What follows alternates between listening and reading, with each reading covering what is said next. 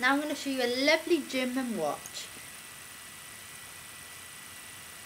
It's a wind-up watch, as you can see it ticking.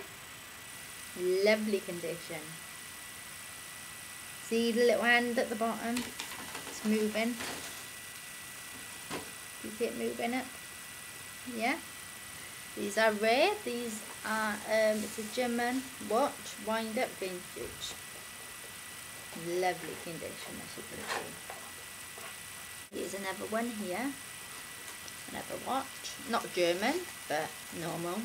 It's a wind-up one, and it's a Times, and it's waterproof.